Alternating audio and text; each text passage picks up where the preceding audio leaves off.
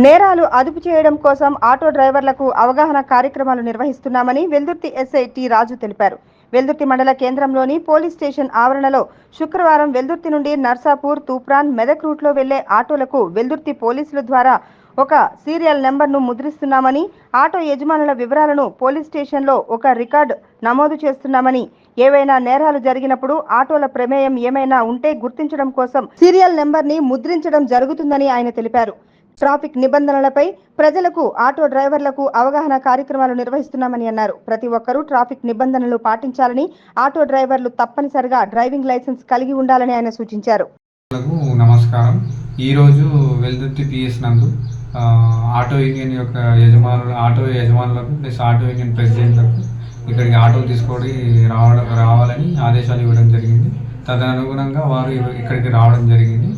ఇక్కడ నుంచి మన వెల్దుర్తి నుంచి మెదక్కి, నర్సాపూర్కి ప్లస్ తూప్రానికి ఆటోలు అనేటివి ప్రయాణిస్తూ ఉంటాయి.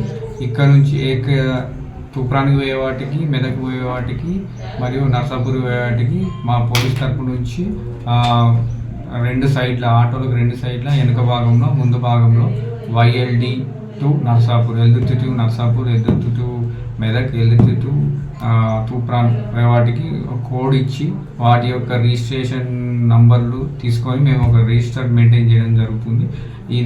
దీని యొక్క ముఖ్య ఉద్దేశం మా యొక్క ఎస్పీ గారి ఆదేశాల మేరకు మరియు మా డిఎస్పీ గారి ఆదేశాల మేరకు మరియు మా సిఐ గారి ఆదేశాల మేరకు ఈ యొక్క కార్యక్రమం అనేది చేయడం జరుగుతుంది. దీని యొక్క ముఖ్య ఉద్దేశం